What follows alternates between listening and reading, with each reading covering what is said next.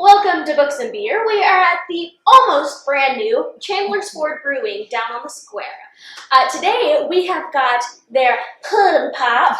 I can't say it any other way. No, in my head I say that way too. Puddin Pop. It was given to us and he was like, here's your Puddin Pop. And I was just like, Puddin Pop. Anyway, so we got Puddin Pop. It's an American stout. It tastes very chocolatey. It's very good. It was described by someone as kind of baker's chocolatey and by someone else as chocolate pudding. Chocolate pudding. So I'm actually very excited about it. I kind of like chocolate beers, so yes, excited about this one. I'm going to steal first. I'm doing it. Mostly because my first book is Puddin! Puddin by Julie Murphy. It's actually the second book in a series. You can read these books in order or as kind of standalones. I actually did this as a standalone because I didn't know there was a first book. The first book is called Dumpling, which came out as a movie on Netflix. With Jennifer Aniston. Yeah, with Jennifer really Aniston. Good movie. I discovered that I liked Jen Aniston as a mom in that movie. I was just like, oh, she's adorable in it. Yeah. So good. Anyway, so Dumpling follows a group of what I would probably call non-conformative girls who decide to compete in a local Texas beauty pageant. And some really cool stuff goes on. Dolly Parton is very heavily themed in this first book and in the movie. And the second book follows one of those girls. Her name is Millie Mitchellchuck. I had to practice saying that. Mitchellchuck. And another girl named Callie Reyes. Both of them were in the Texas beauty pageant that were in the first book. They're kind of two unlikely friends. So they don't really get along in the first book. They don't get along at the beginning of this. And they just become accidental friends through various circumstances. But mostly, through knowing each other, they kind of both figure out that the people they are is not the person they want to grow up to be. So it's kind of the series itself is kind of a coming-of-age story, figuring out who you are. It talks a lot about body positivity. It talks a lot about social pressure, peer pressure. And it talks a lot about basically reevaluating your life when the rug gets pulled out. Yeah. So it's a very fast, very easy read. I liked it for what it was. Not normally my cup of tea, my cup of sweet tea. But Puddin and Dumpling, both pretty cute books. Yeah. Next up, Puddin Pop. Puddin Dessert Cookbook. There you go. My willpower is breaking down. I had not scavenging. No, but you had a cookbook last time. I had a cookbook of sorts. Foraging. I had a foraging book last time. A few times back I had an actual cookbook, and now I have an actual cookbook again. It's called Carla Hall's Soul Food, Everyday and Celebration. So you got dishes that are fruity and dishes that you can just have with dinner. Yeah. Carla Hall is a Nashville native, so regional author. And she combines classical French cooking, cuisine, with like her southern upbringing, and so you have what it essentially is a very twisty version of soul food. She's super active with she's a TV personality, Food Network. I was going to say, she's on a show. The Chew, I think, is the main network one. It's kind of a talk show, but they focus on food, obviously. She gives a good introduction about the history of soul food and the difference between what soul food is and what Southern cuisine is, because there is a difference. There is. And I really like how explicit she is about how to use the cookbook and how it's styled after, her dishes coming up in the South were mostly meat and threes. So you got 3 vegetables or sides of some variety, whether you count mac and cheese as a vegetable. But she basically styled her cookbook very similar to that, where you can mix and match a lot of dishes. And I have to say, when I used to look at cookbooks from like the 90s, it just seemed so very like up here. Yeah. And this is very, you can pull this out of your cupboard and you can cook it, which I really like. So that's that one. My final one, it is February. It is Black History Month. I am an advocate of reading Black authors all year round, and I try to pull things off the Coretta Scott King's list to share with everyone. But the book I have to start this month, I'll have more later, is A Black Woman's History of the United States. It's by Daina Ramey and Callie Nicole Gross. So it's part of a series called Revisioning American History. And I want to be a little explicit. Revisioning and re-envisioning are two completely different concepts, in my opinion. Revisioning, to me, means not rewriting or debunking. It's seeing history through another person's eyes. So this history is through the eyes of Black women. And it goes all the way back to before 1619, that like pinnacle year for when British came over and started settling in the States, and what became the States, and the Atlantic slave trade starting up. And it talks about, there's 10 different chapters, 10 different stories, 10 different women from chunks of time moving forward. And it talks about how a real Black woman lived and operated in a certain time and space. So it talks about political, economical, social constructs that a body is put into. It's not an easy read. It's heavy. I could not blast my way through this. I had to read a chapter and set it down and walk away because it talks about very graphic things. Female Black bodies have been through very graphic, hard instances throughout history, and it talks very bluntly about that. There's also triumphs in the book, obviously. More modern than not, but it's a really good book. I don't think I've actually suggested a straight nonfiction history yet, and this is, I honestly think, one of the best ones I could have suggested. You love your historical fiction. I love my historical fiction. I love my period romances, and I still love nonfiction history. This isn't as dry as what you might think from like college. Yeah. It has a very nice storytelling pacing, but it has like all of the primary sources to back it up. And I've actually even written down titles from the sources already to go look up later because they sound great. So it's hard, but it's engaging. What age group would you recommend for this? Like, would you? As soon as you can figure out if you like history or even if you don't like history. Okay. I actually had a quote written down about, in the intro it says, "This is a history about Black women, for Black women, and their allies, written by Black women, though it also seeks to educate and inspire all who read it." So there isn't necessarily an age group or gender identity or race-specific audience. But would you think a high school kid? A high school kid, definitely. Okay. A middle school kid if they're super astute.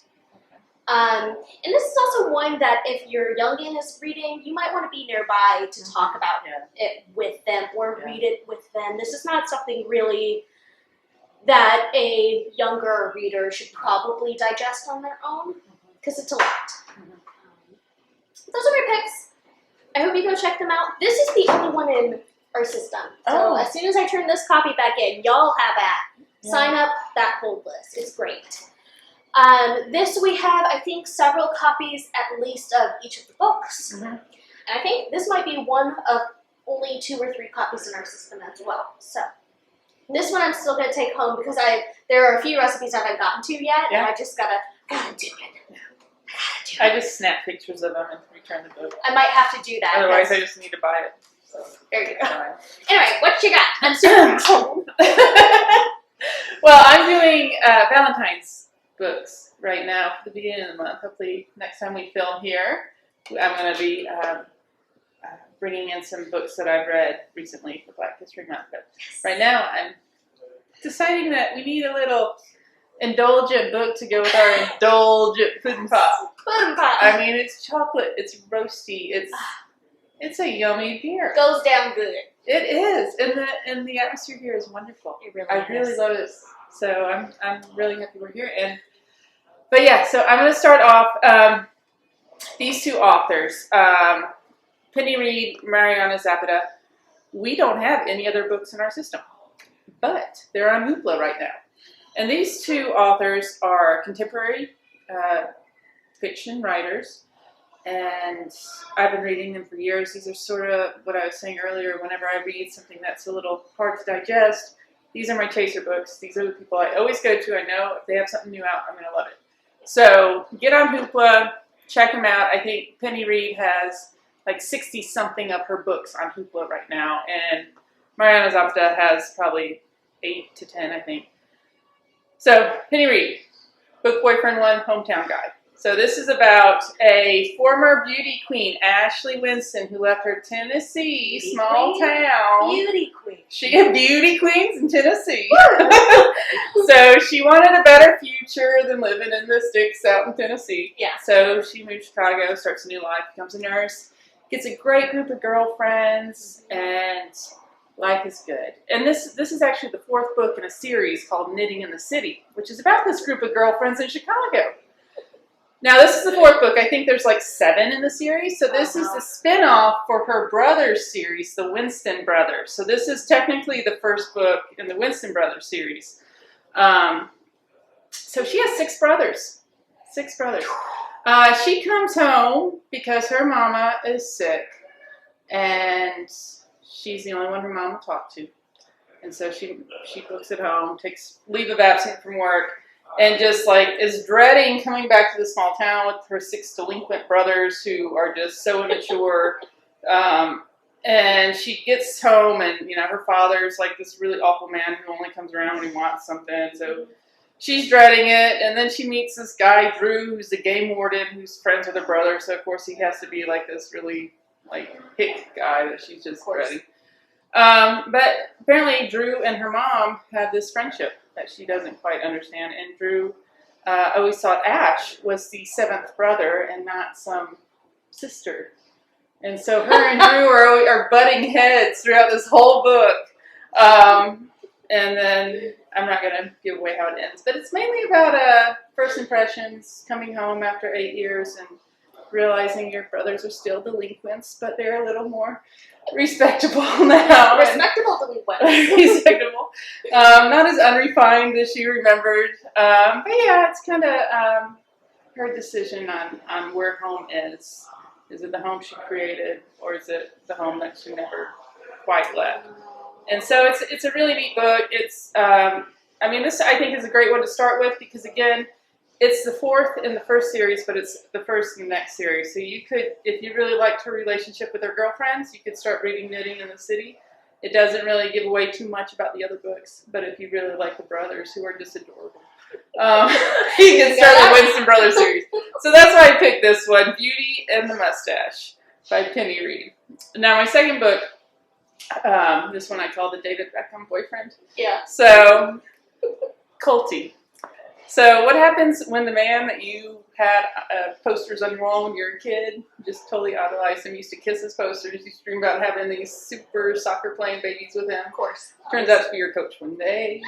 So retired soccer star Kulti turns up as an assistant coach for a women's soccer team in Texas. Now the 27-year-old pretty much star soccer player of the team doesn't quite know how to handle this. She was a huge fan, but when she was like 17, there's something that happened where she just despised him after that. Tore his posters off the wall, never wanted to breathe his name again, but now he's her coach. And so yeah, at first she's like fangirling a little, can't quite talk to him without, stuttering. But then she realizes she just hates him. He's a really mean person. He is not at all what she thought he was going to be like. Sure. And during all of this, they actually start becoming friends. And he's 12 years older than her. He's this international soccer star. She just surprised he talks to her, really. But it's really neat because you see it from her perspective throughout the whole book. And she's trying to maintain this friendship with him that she really enjoys. But ultimately, this friendship is ruining her life in every aspect of her life. And so it's kind of like, does she keep up this friendship with this man who really needs a friend or not? But it's a fun read. And these are, it sounds a lot more serious than what it is. It's a fun read. It's one of my favorites. Now this one, the Bourbon Kings, this is the first of 3 books, and this I would consider it the ex you never got over. So it's about 4 grown adult siblings who are from this very, very wealthy bourbon family in Kentucky. Obviously. Not to age myself, but I remember Dallas when I was a kid. And this is pretty much Dallas, but with bourbon. So the second book in the series is called The Angel's Share. The third book is called The Devil's Cut. So if you know anything about bourbon making, I really like that they tie in those titles. Yeah. NBC bought the rights to this to turn it into a mini-series. I could totally see this becoming a mini-series. It switches from different points of view, from the distiller to like the mom to one of the kids to the horticulturist. So it's like a soap opera. You're seeing all this drama happen from all these different perspectives. But mainly it follows the 4 siblings and really how this life of luxury just kind of destroyed their lives. But this ends in a cliffhanger. I'm just going to warn you. We do have all the books though. We even have some on Hoopla. So once you read this, you're going to go ahead and want to put yourself on hold for the Angel Share so you can finish the saga. Or just go ahead and one swoop, just put yourself on hold. Seriously, they're all pretty decent size, but they're not too terrible. Okay. But yeah, no, I mean this is definitely not fine literature at all. But if you're going to have something indulgent, I was trying to go for indulgence with this yummy beer. Yeah. This is definitely indulgent. This is soap opera in a book, and I really loved it. It's totally not my cup of tea, but I loved it.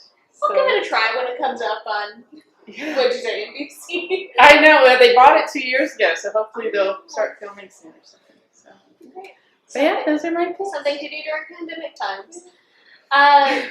I like your pick. It definitely takes a nice little lighthearted twist from me. Yeah, I think we're going to be back here again next time. Looking forward to it. In the meantime, make sure you come down to Chandler's Ford, check it out. While you're doing that, hop on your phone and subscribe to the library's YouTube channel. And be sure to check out the books we suggested to you today. And we'll see you next time.